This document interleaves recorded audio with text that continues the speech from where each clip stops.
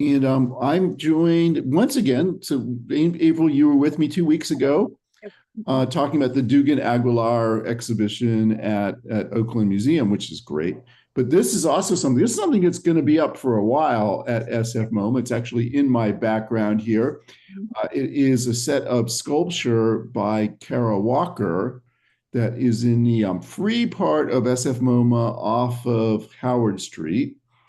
And April, you've been a museum guide for many years. You were a art history instructor and you have lots of experience with this stuff. Also, I want to mention, April, that you're going to be giving a presentation for the Alameda Library on Jack London, which you did for our group. But if you guys want to get that on your radar, maybe I'll include that in my Friday email that I send out, a link to that. But Yeah. April, welcome back to Art Viewing Adventures. Okay. Talk to us about Kara Walker. Okay. Very good. Thank you, Rodney. Now let me see. I'm going to share my screen here. We like to do that. Share. Okay. And the slideshow from beginning. There we are. We got it. Okay. Very good. Um, well, thank you to all of you for coming.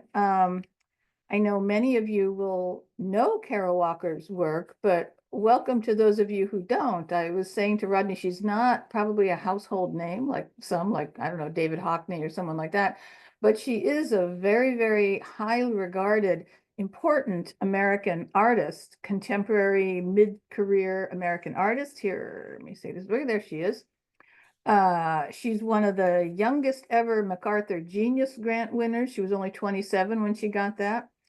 And she has created a powerful body of work that examines the central event, the central force, the central trauma, perhaps in American history. And that, of course, is the peculiar institution of slavery, whose repercussions, of course, can still be felt today. Human enslavement, as practiced in the United States, was an economic, social, and political system designed to deny humanity to an important subset of society, the segment that produced substantial wealth through their labor, especially, but not exclusively, on plantations in the South.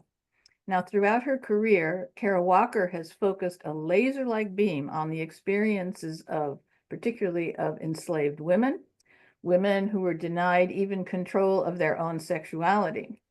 The extent to which enslaved women were raped or bore illegitimate children to their masters has been acknowledged and has been an important theme in the work of contemporary African American writers like Toni Morrison and Alice Walker. Now, Kara Walker looks to art history, to folklore and tradition in creating her works. They comment on shocking occurrences and indeed can themselves shock. And so this is my warning. Our discussion will include sexually provocative images. Now, Kara Walker is a Californian. She was born in Stockton, where her father, Larry Walker, taught painting at the University of the Pacific. Wait, let me get rid of this. It's an okay thing there. Okay.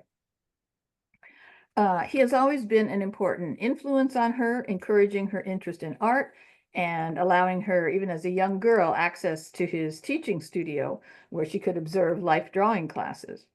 In 2016, she curated an exhibition of his work at the Sycamore Jenkins Gallery in New York. But when Kara Walker was 13, her father took a position at Georgia State University and the family moved to the small town of Stone Mountain, Georgia.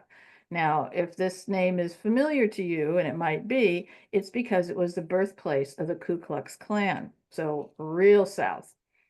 The local Black children found Kara's California accent too white, while of course the white children still regarded her as Black. She became a loner, she says, and retreated into observation, but actually, that is probably not a bad place for an artist to be.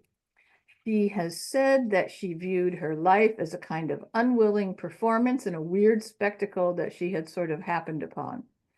At the Atlanta College of Art, she tried to escape her situation by doing abstract painting, thinking that works that called attention to her race were going to be too obvious, too expected.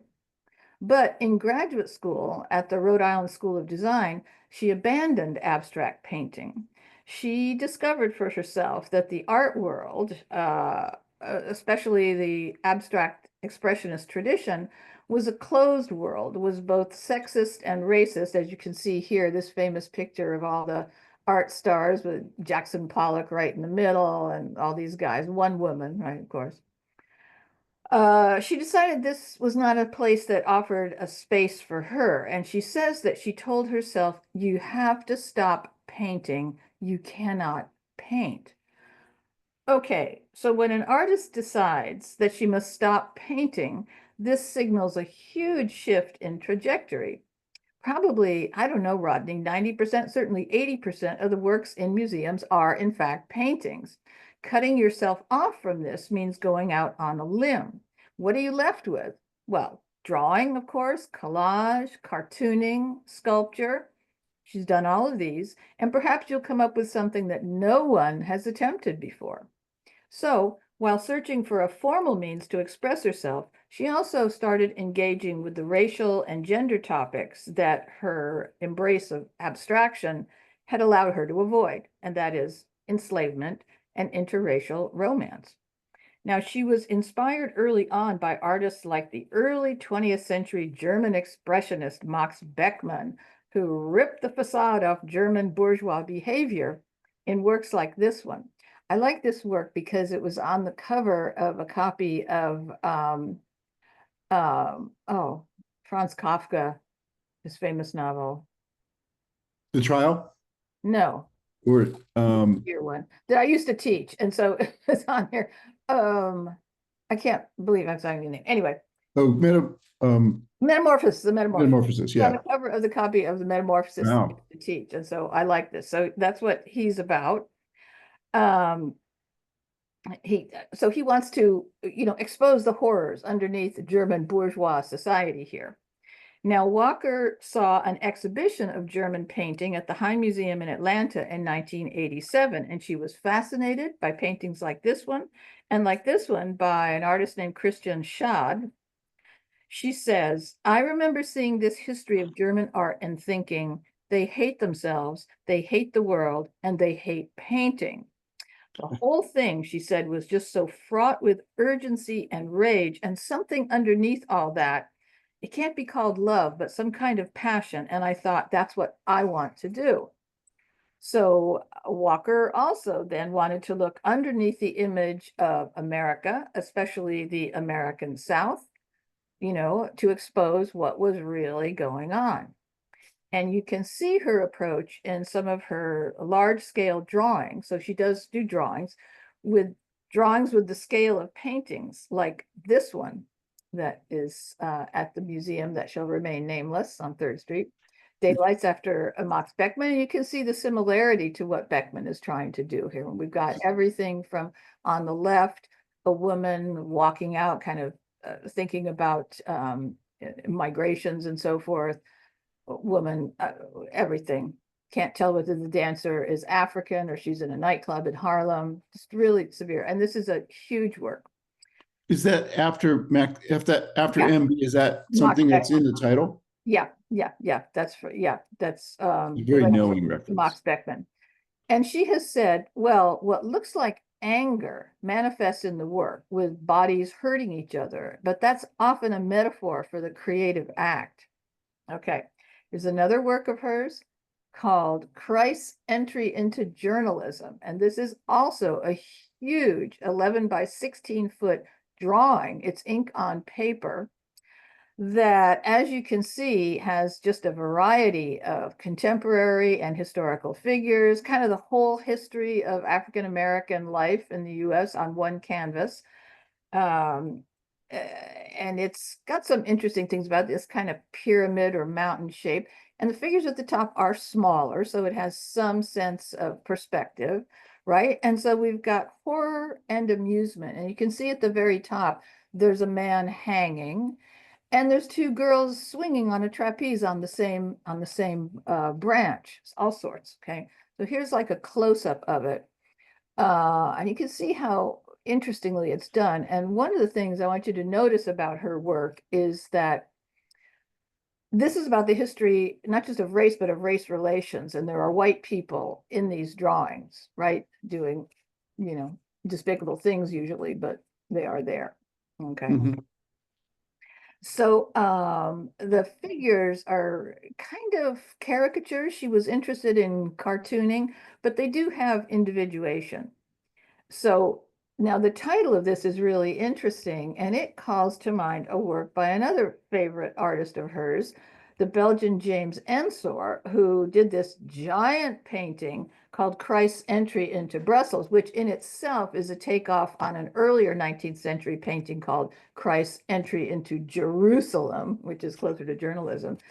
And here we have, it's a very similar type of thing. There's Christ right in the center. Let me see if I can get my pointer here. Uh, there he is entering into Brussels. And, Belgium has this whole tradition of masked carnivals. And so the people are in masks and so forth. It's very interesting. But again, a social satirist. Wait, how can I get rid of that? Oh, there we go. That she's interested in. So that's another kind of inspiration for her work. Now, yet another with this long, long, long title. This work was loaned by a New York collector to the Newark Public Library back in 2010, and it created just a storm of controversy with people saying things like, well, you can have this in a museum, but in a library? Many people were offended by it, particularly Black employees didn't like what was going on in here, as you can see. And by the way, the figure on the left in the lectern is supposed to be Barack Obama, but I don't actually think it looks like him. But we have that on the right side. If you look carefully, you can see what's going on. It's not a nice image there.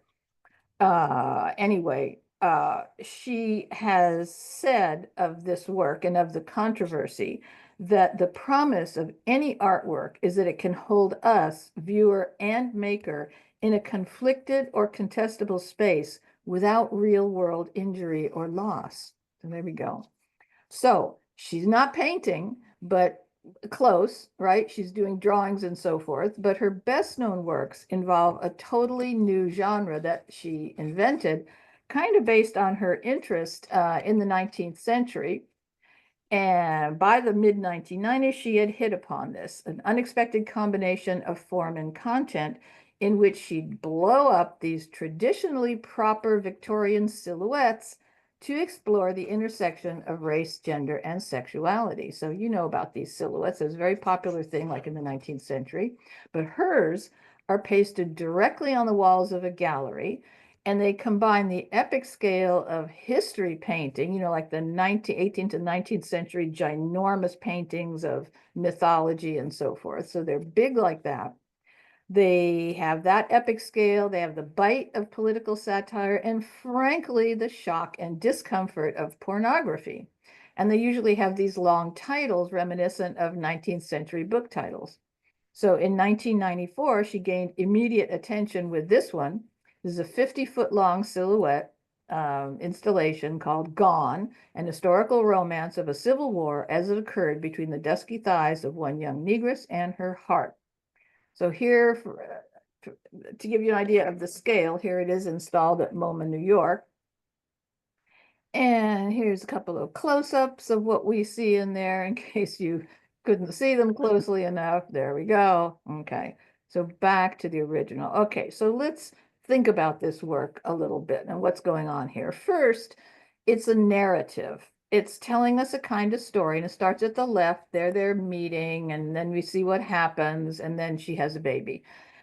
It's a story of a single person, but it's also a story that's repeated frequently in the history of enslaved women. And in the 1990s, a narrative painting is not that frequent, really. That's an unusual approach to what's going on here, to creating art.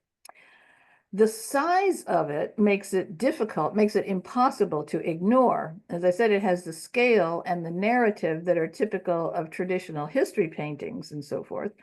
In later works like this one, which is called Darkytown Insurrection, she's included colored lights that project, visitors' shadows on the wall. So you're kind of in the thing as well, bringing us into the work, making us think we're maybe in a film, maybe we're in Gone with the Wind or something. And of course, black and white is starkly graphic and reduces the subject to its most basic terms, which is white and black. And of course, the silhouettes are caricatures with big lips and pigtails and so forth. No suggestion of individual difference or character. And if you compare that with what she did in Christ's entry into journalism, they're sort of cartoonish figures, but they are individualized. Here they're not. Even the landscape is stereotypical with, the dripping live oaks and the moon and so forth.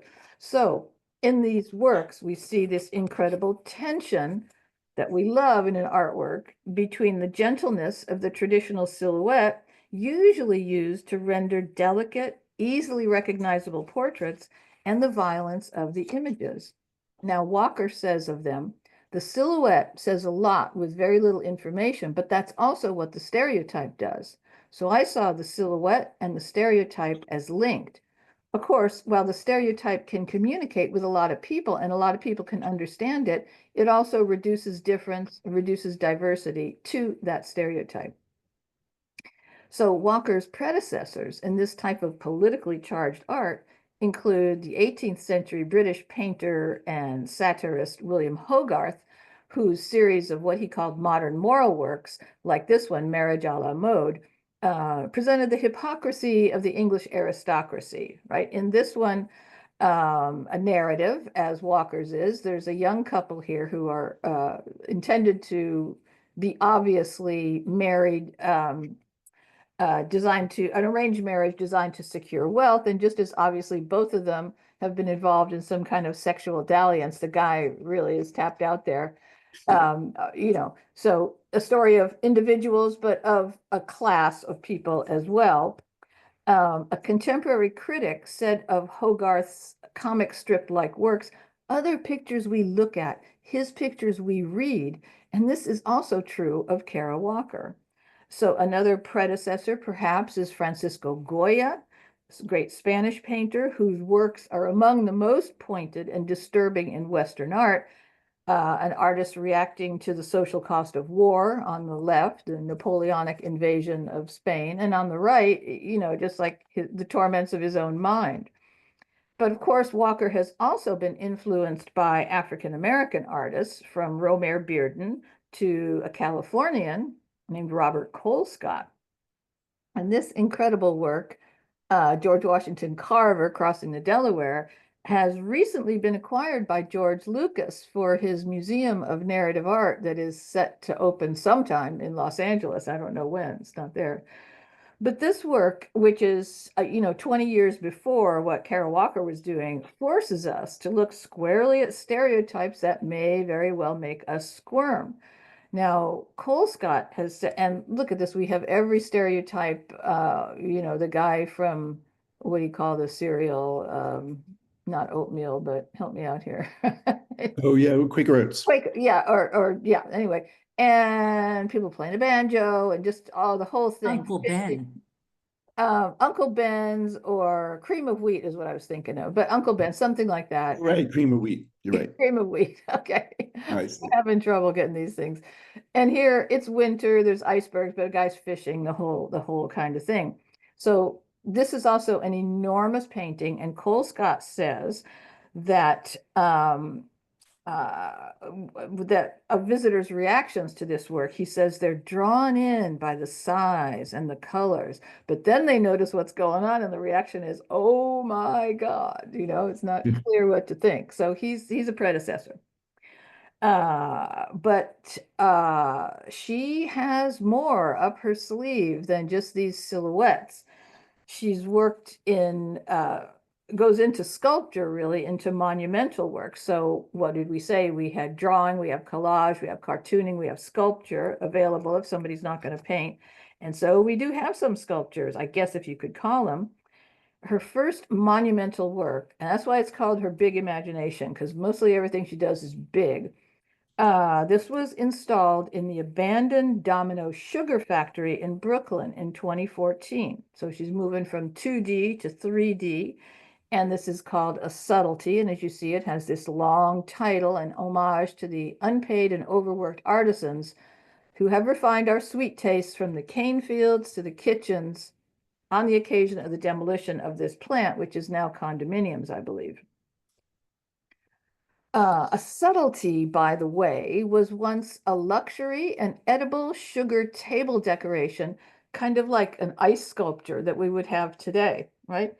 So sugar, of course, became widely available. Why? Due to slave labor, right?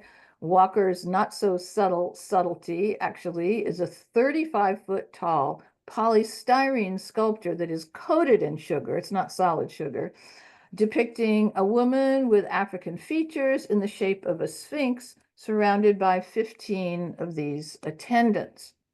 Now, a sphinx has the head of a human, the body of a lion, and generally is winged.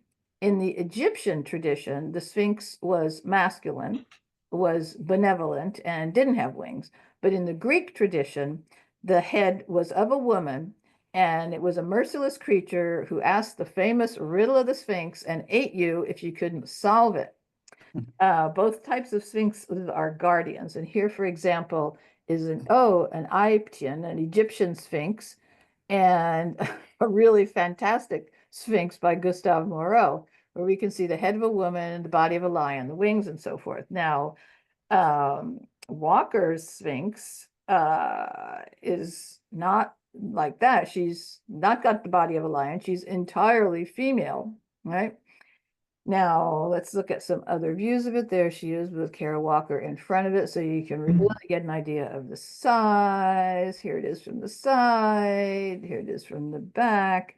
Now, you can well imagine that this work, as celebrated as it has been, has received criticism. Interestingly, particularly by Black artists of the previous kind of Black Power generation, people like Betty Saar, who feel that Walker is catering to the white art world with artworks like this.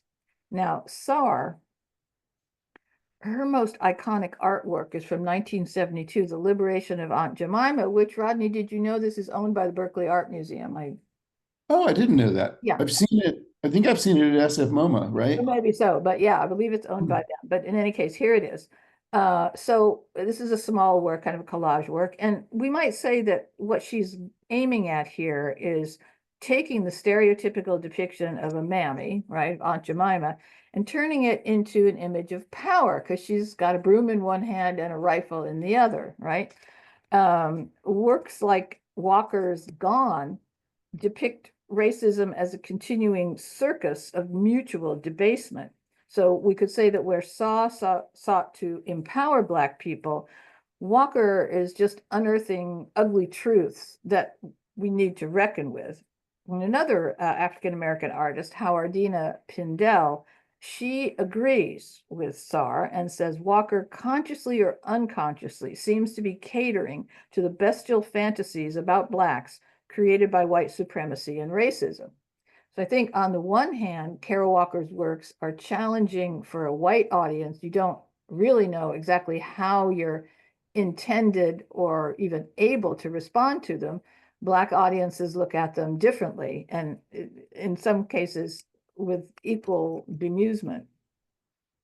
In the summer of 1997, so that would be back in the era of Gone and so forth, Saar sent more than 200 letters to prominent Black artists, politicians, and writers advocating against Walker's art. She said, "Are African Americans being betrayed under the guise of art?" And she called Walker's art revolting. But that was in the 1990s. Has she changed her opinions? A gallery representative was asked this question of Betty Saar, and the answer was there are lots of works by Kara Walker that Saar does admire, but she feels that her basic concept is still the same. Now, in the 2 months that this work was up, 130,000 visitors came to see it. many of them posting what I would call silly, inappropriate images on Instagram. But Walker's work always produces a reaction. And Rodney, this is interesting because I did this presentation someplace else and got feedback afterwards that I did not castigate these images sufficiently. And I was thinking about that because I do think they're like juvenile, I mean, inappropriate responses. But on the other hand, at least they were there. These people went to see it. And number two, art nowadays, I mean, the viewer's response is crucial to what it is. It's not a right or a wrong response. And from her point of view, too, Kara Walker's, I mean, dude, you're going to get reactions. And I think she wants reactions. So these possibly are not the reactions that we would we would want, but her stuff is always challenging. Rodney, go ahead. Yeah, I think she's a provocateur, right? And how people react to that is going to be different. You're certainly entitled to an opinion about these reactions to it, but that's what the artist does. The artist puts their work out there in the world, and then we are given the freedom to do have our own reaction to it. Yeah, it's kind of interesting. And by the way, do you remember, Rodney, the Wayne Thiebaud at SFMOMA, the girl in the pink hat? So she's nude from the waist up wearing a pink hat. And I've seen exactly this kind of thing go on in the museum with it's guys taking pictures where it looks like they're touching the nipple. And part of me wanted to do the English teacher mom thing and say, this is not how you're supposed to react to this, but made him look, right? Made him look at it. So anyway, she's courting controversy all the time, one way or the other. And this is just sexual stuff charged, ultra charged by the fact that the racial component is just really interesting. Well, and do you I wouldn't want this to be a picture of me doing that. That isn't how I would want to portray myself. No. Right. But right. I don't want there to be a policing of this is the appropriate way to react. It's an interesting question. Yeah, it's an interesting question. Yeah, it looked like somebody had a comment there, which is totally fine. I did. I had the question that if Kara was upsetting the previous generation of artists to the point where that other artist did a letter writing campaign against her. Yeah. Holy moly. And did anyone ever ask Betty Saar if she was just affronted with all the overt sexuality or nakedness?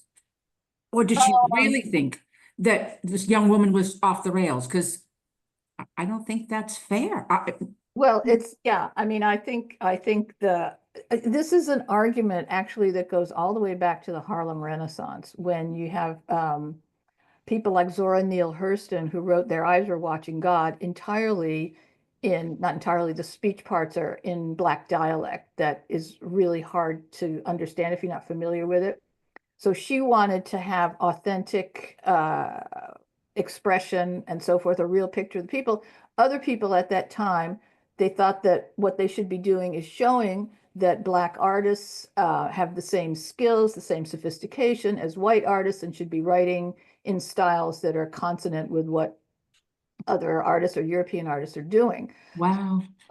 This is not a new idea, but I think, for people like Betty Saar who object to it, they really react to, I guess the over-sexualization and the stereotype images, the mammy with the scarf on her head and so forth. I guess that's what they're really reacting to. And I mean, I can understand that, it's right. And in fact, I think the fact that people pose like this, unfortunately, kind of says the artwork didn't work for a certain segment of the white museum goers or the white visitors. Although it raised the question, like, what does the word work? Like, we want people to have a certain reaction, but yeah. Well, I mean, and on the other hand, we know that the social media brings out the worst in everybody. You just have an opportunity. But as I say, this is not like something that's created online. These people were actually there and paid. I'm sure there was a charge to go in and see it, and paid the money and reacted to it this way. But it's kind of, I think that Kara Walker herself cannot be angry with this certainly can't be surprised by it, because what do you think is going to happen? We have a question from Kat Clark. She says, "Can we ignore that these folks in these examples all appear to be white? Were there examples with Black or other people of color?"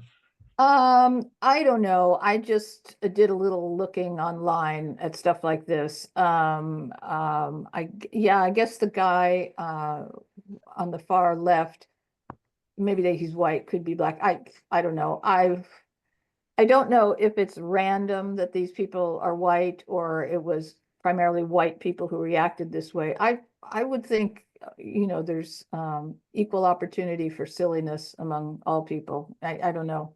Or we're just keeping a very broad definition of engagement with the art, which allows for this. Yeah. Interesting. Yeah.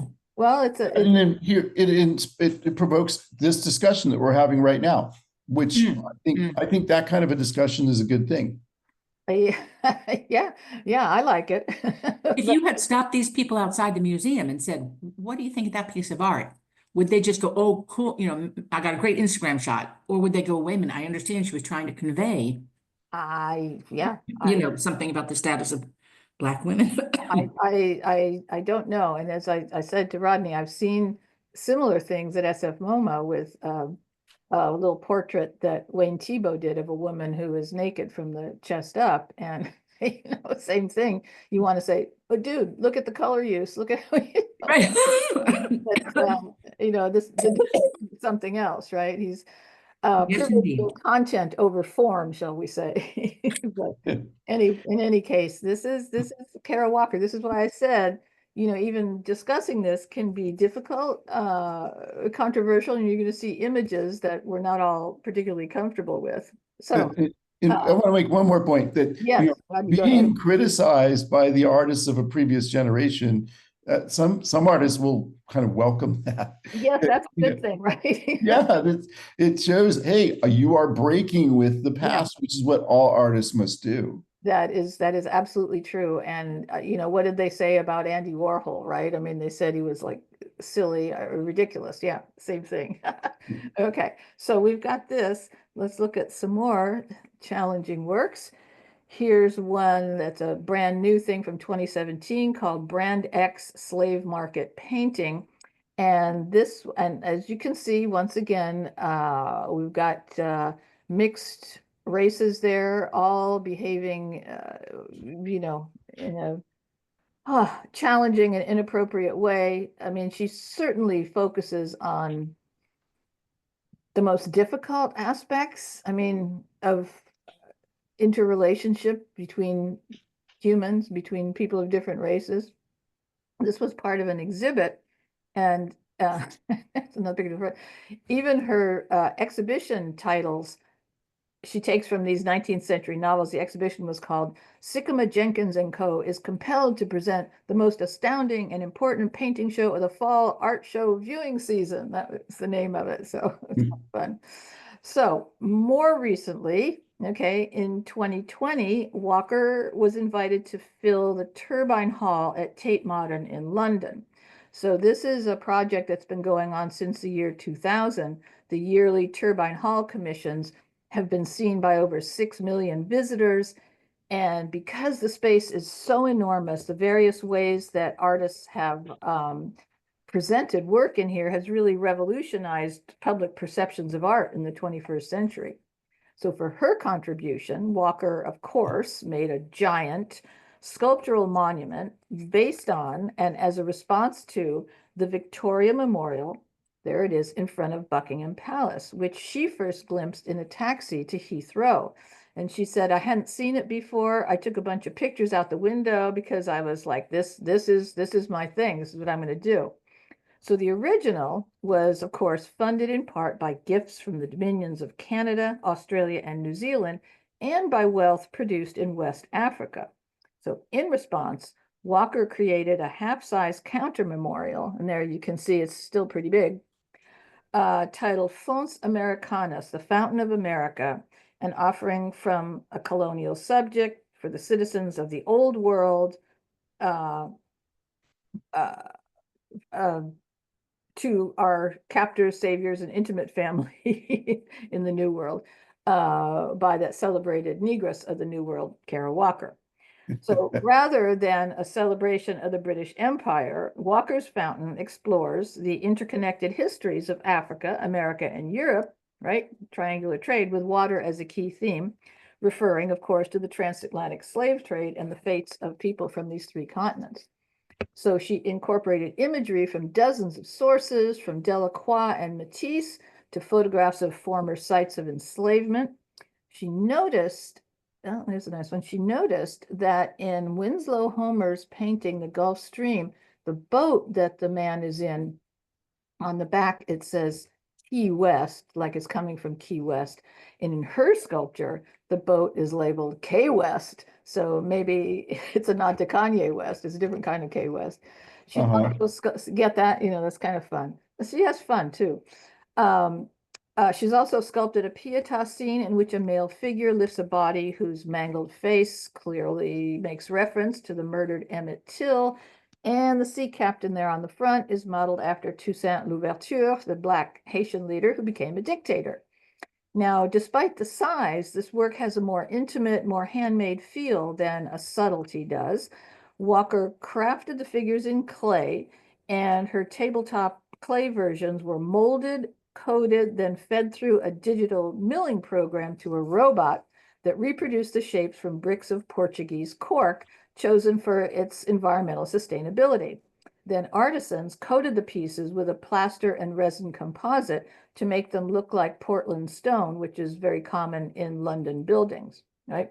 So this is a cool thing. So after this, what next? How much bigger and brasher can she go? Can she, in fact, find a way to improve on sculpture? This oldest of art forms, made of stone, marble, bronze, iron, plaster, bicycle wheels, old street lights, and any other junk you can imagine? Well, the answer is yes, because the 8 sculptures that make up Fortuna and the Immortality Garden, which is now on view as the first specially commissioned work in the free first floor Roberts Gallery at SFMOMA, this work is kinetic. They move, and the result is quite extraordinary. Now, you're familiar with her work from the presentation here, so you can go in here realizing that there's going to be references to folk art and folk history, to traditional art forms, to art history, and that at base it will engage with the story of Black Americans in our country. And as you see, it is all of the above with some new twists. It's not just three-dimensional as the Sugar Baby and Fons Americanus were, but it is animatronic, specially created by a team of animators at an engineering studio in Brooklyn. And the work has numerous references to San Francisco that harken back to Walker's youth in Stockton, when San Francisco's California Academy of Science was her favorite place on earth. So SFMOMA's former curator of contemporary art, Yunji Ju, first approached Walker in 2018 to consider a project for the gallery. Walker was hesitant at first, but as COVID struck and Walker, along with the rest of us, had to dial back, reflect, and reset, the work took shape, informed by thoughts of death and dying, by the pandemic's disproportionate effect on Black lives, and by the loss of her father, who passed away on Christmas of that year. But Walker also wanted to think about how art could offer wonderment and transformation. So ultimately, she delivered an experience that she describes as part church, part Disneyland, and part natural history museum display. So we have the goddess Fortuna, who stands on her own and responds to each figure with a gesture and a printed fortune that falls from her mouth. Now, Rodney, I like this on that one. You see there, this past use of the free space in quotations was limited to extant works. This work was created to determine free space. So I wonder why she's going free space like this. Like, is it really free? I don't know. Anyway, so that's one figure. 7 other figures enact a ritualized dance. Their motion centered on a figure called the levitator there in the middle, a flailing girl who rises and falls on her back in an endless cycle. which kind of reminds me, there's a Louise Bourgeois sculpture that looks a bit like this, held by the center and flailing in both directions. Harpy, let's see, harpy. Okay, there's another. So you can see the pattern on the right on the dress. This looks like San Francisco buildings. And you can see more there. There's Harpy, who plays a harp in her stomach. Harpy often dances a duet with the water bearer, who wears a beautiful skirt printed, as I said, with a black and white image of San Francisco after the '06 earthquake. At periodic intervals, the bell toller chimes, signaling the main event, which is the rise and fall of Levitator at the bidding of Magician, a kneeling male figure with outstretched arms. So this is kind of a ritual, we might say, of resurrection and struggle, stuck in a feudal loop, and it also evokes religious pageantry. The tolling bell also summons a stooped figure on its own pedestal, who slowly unbends and comes to attention. His detached arms wriggle on the platform amid the obsidian rocks, an action informed, apparently, by Walker's observation of the despair she saw on the streets around the museum. So, thank you, Angus, be quiet. So the figures all stand in two platforms in a field of black obsidian rocks brought from Mount Konocti in Lake County, so another local connection, stones which have long been associated with healing properties. Walker had visited, there's another figure, scary looking girl. There she is. Walker had visited Obsidian Ridge Vineyard and was interested in using these obsidian stones. So a year later, the winery excavated 18 yards of obsidian that was washed and then crated to downtown San Francisco. So it's very cool. There she is. So what might have inspired Walker in this creation? She was responding to a wide range of sources, from a 2022 New York Historical Society exhibit of black dolls that you can see here. She was inspired by Octavia Butler's novel Parable of the Sower, which we're hearing so much about these days. The main character of this novel, Lauren, is a sharer, which means she suffers from a condition called hyper-empathy syndrome, and she starts a religion. Okay, so that's an inspiration. Also, she was inspired by medieval mechanized icons used both for amusement and in religious pageants. So this one here that I found a picture of on the web is a 16th century clockwork monk automaton, which can move its head, arms, and legs, and can beat its chest, roll its eyes, and move its mouth by a key wound spring inside a hidden mechanism inside the body here. That was an inspiration. Likewise, coin-operated fortune tellers, mechanical puppets, and animated dioramas at the Musée Mécanique on Fisherman's Wharf, to the concept of the cyborg, a fusion of human and machine. So all these things are in her thoughts here. Now, while Walker outsourced the technology, she remained hands-on, modeling each figure's face and hands in clay, which were then 3D scanned and printed. Right? That's how you do. She drew silhouettes of the body shapes on cardboard, which were translated into aluminum skeletons, wired for motion and covered by this beautifully tailored clothing designed by a costume designer. Now, one interesting challenge she faced was to give the automatons old-fashioned herky-jerky movements like the band at Chuck E. Cheese, because modern robotics generally privilege really smooth action. So she wanted to go kind of back a step in technology. And she originally used the dreaded ChatGPT that Rodney and I were talking about to write the aphorisms dispensed by Fortuna. She used AI prompts like Afro-pessimism and liberation struggles, but she thought the results sounded trite, so she wound up writing the 100+ fortunes herself, proving, if we needed the proof, that a human sensibility is not yet replaceable. So one of them says the paradox of being Black is the condition of not being. One of them says, "Your last shred of dignity is often your best." They're really quite interesting. So this project costs for this commission were nearly $2 million, supported through grants and private philanthropy. And it was the first time the museum specifically commissioned something for the free gallery, for the Roberts Gallery. Remember, we've had Diego Rivera's mural in there and the big, JR. JR's Chronicles of San Francisco, and Sarah, I think, was the first one. So Yeah. that is the story of Kara Walker, who, as I said, is such a renowned artist that she has a mosaic of herself in the subway in New York, done by Chuck Close. There's lots of other people as well. At the 86th Street subway station, there she is. So I hope you get down to see this exhibit, and I think it's helpful to have some background. I think that the documentation that's there is not deep enough in some ways. It's kind of hard to know what to figure. But there we have it. So if anybody has any questions, I would be happy to try and answer them or discuss them. Well, we have a comment from Marcia. She said when she visited the museum 3 weeks ago, the Fortuna spouting automaton was not working. So Yeah, I that was the case. Yeah, that was the case when I was there as well one time. runs out of, maybe it just runs out of fortunes.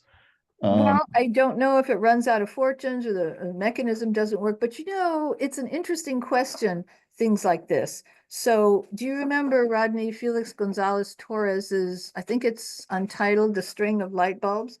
Yeah. So it's a wonderful work. It's like a string of incandescent light bulbs.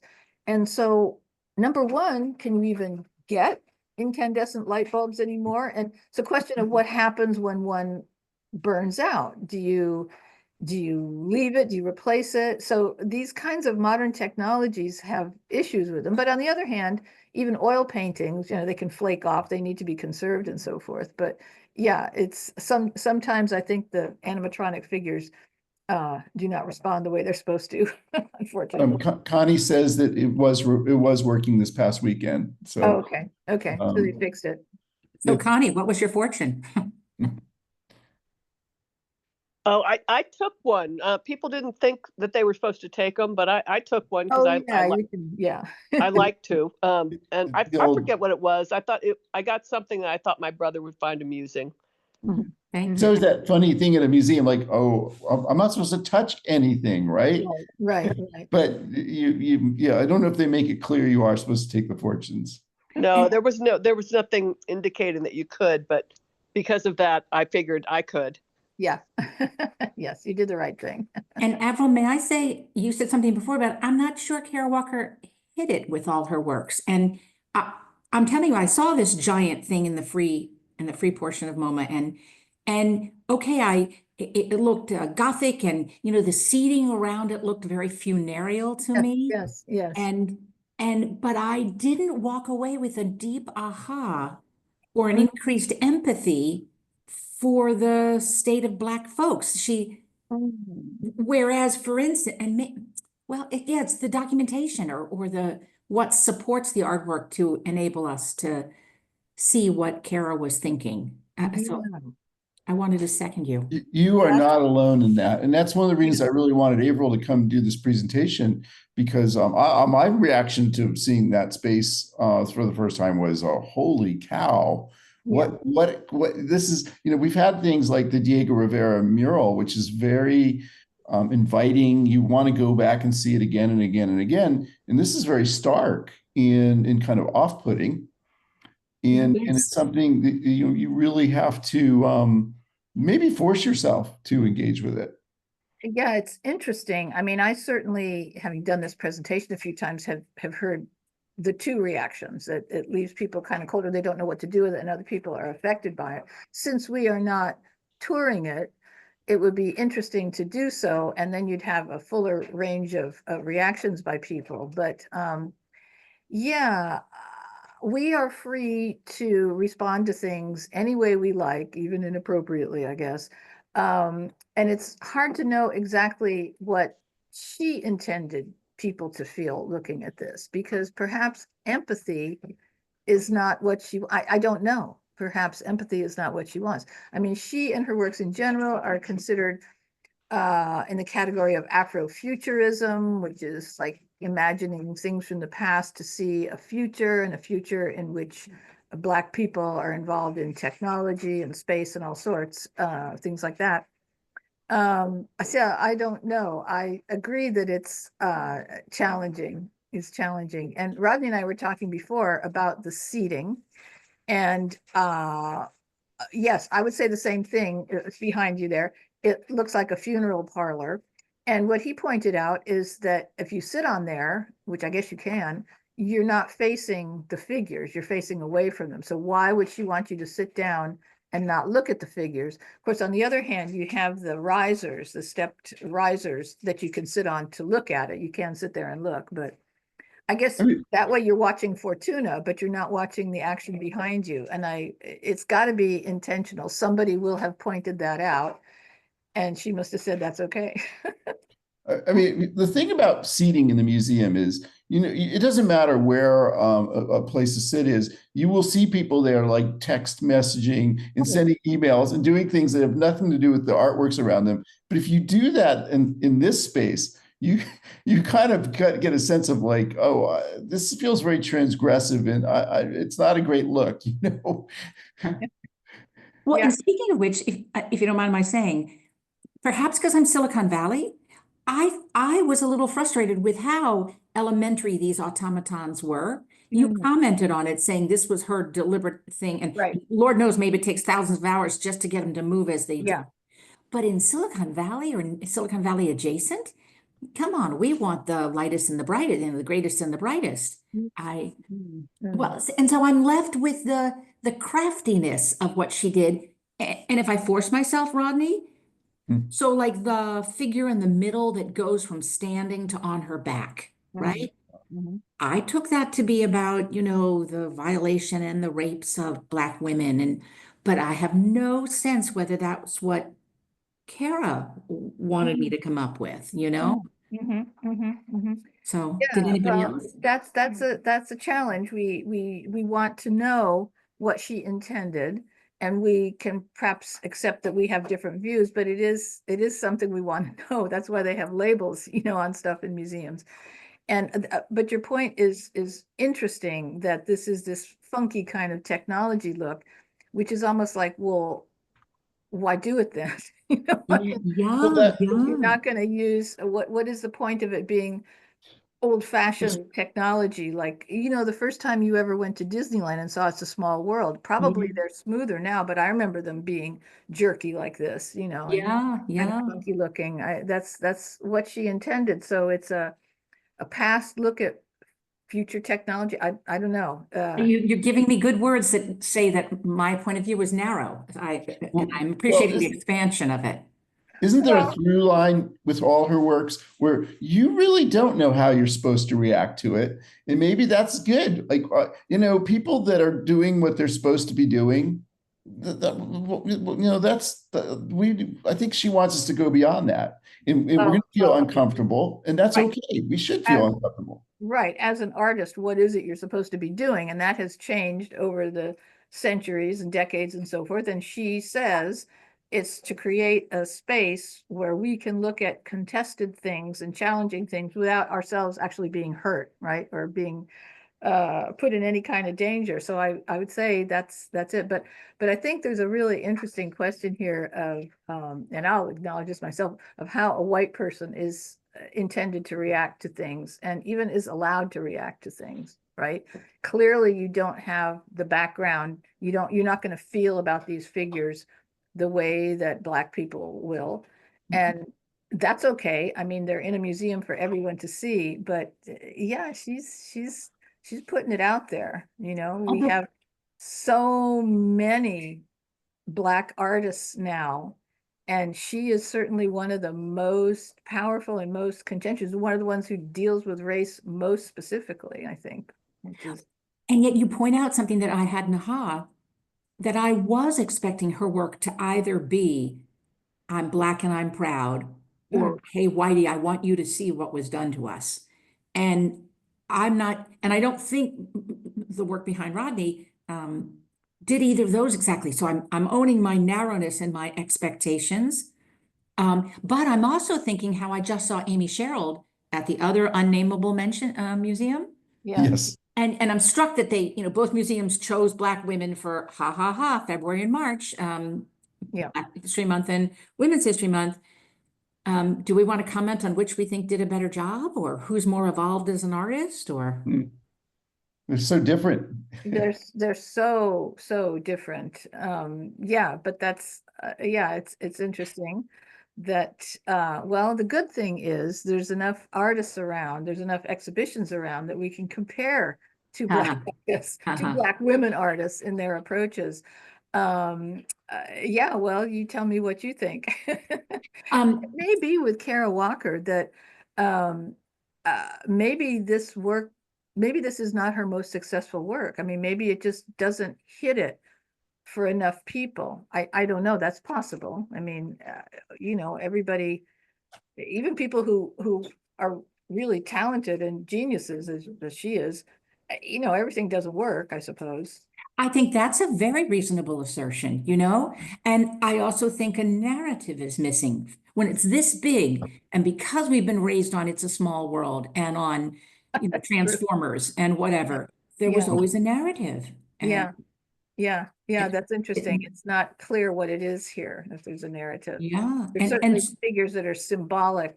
We can read them as symbolic in some ways, but what exactly is going on? Yeah. I mean, I think they make a lot of people uncomfortable. I think that's probably her intention. Amy Sherald, I don't think they do make you uncomfortable. I think I spent more time looking deeply at the Amy Sherald paintings, and I found them very I really spent a lot of time at that exhibition and found it really affecting. Yeah, you helped me by virtue of your program on it. I went, whoa, okay, now it looks like more than just, cartoon representations of Black people. And so I went deeper. Even with today's explanation and with a great appreciation for, rebellious art, I'm going, Kara, if you're a genius, you haven't convinced me quite yet. But some of her silhouette work has, Yeah. Yeah, so you're more comfortable with that, or at least more appreciative of it. The depth, I keep being reminded of the depth of Cheryl's work when I thought it was really shallow at first. Whereas some of Kara's work, okay, it's disturbing images, right? She does do more disturbing. Maybe I have to, like Rodney said, force myself, and I don't want to condemn her unjustly. I'm just making evident my struggle. Well, that you bring up something else interesting there, which is that so much art, I think particularly very contemporary art, is a bit mysterious, and it's hard to appreciate at first glance. And sometimes knowing a little more about it, where the artist is coming from, can help out with that. But I mean, in one sense, you should be able to go into a museum, look at something, whether it's a work by Amy Sherald or anybody else, and right? Shouldn't you be able to get it by looking at it? Right. This is what I require. Doesn't always happen. Yeah. No, it doesn't always happen. And I think nowadays, when I think of, we haven't been touring at SFMOMA for 5 years, but when I think back on like Soft Power, the last exhibit that was on the 7th floor of all very contemporary art, I mean, you don't get anything unless somebody kind of helps you into it. And we don't have any specific insights. We were given information about them, so that is. On the other hand, when you go to the great museums in Europe and you look at religious paintings, you also need a scorecard to know which saint this is, and so forth. So I guess it's not unusual. There we go. There we go. Anyway, well, great discussion. And April, thank you so much for helping us understand the context of Kara Walker's work and her background and so forth. So really appreciate that. And I liked everyone's comments during the program. Yes, very much. I appreciate people who comment. That's great. And we will be back in a couple weeks. I'll be back with Charlie Goldberg. He's going to be talking about medical science in art. Wonderful, wonderful. Good to have him back. Nikki, what's coming up from Community Living Campaign? Oh, okay. Well, thank you, everybody. That was very, very interesting. One of our more popular shows is Boomer Music. That's tonight. And that's going to be Irish Rock just in time for next Monday for St. Patrick's Day. So that'll be exciting. And then the one you were speaking of, Rodney, I think that's the following month in April. Oh, am I right? Is that right? I think, well, that's what the Okay, calendar says. good. Never mind. Sometimes I get a little mixed up. Sorry, okay. folks. No. Next time that we all get together, March 24th, is going to be the French artist Suzanne Valadon. That is correct, with Bernice Iwamoto. So don't want to shrift Bernice. She's always great. Yeah, and then we'll have art and medical science in April. So There you there are go. a lot of good shows coming up as usual. Yeah. So thank you everybody for being here today. Keep looking into Community Living Campaign online to see if there's other programming you might be interested in. Okay. Thank you, Averill. Really appreciate it. Thank you so much. Averill. Bye. See all of you Bye. in 2 weeks. So much, all of you. Bye, Nikki. Bye, Paco. Thank Yeah, you. good seeing you, Paco. Bye. Very great program. Bye.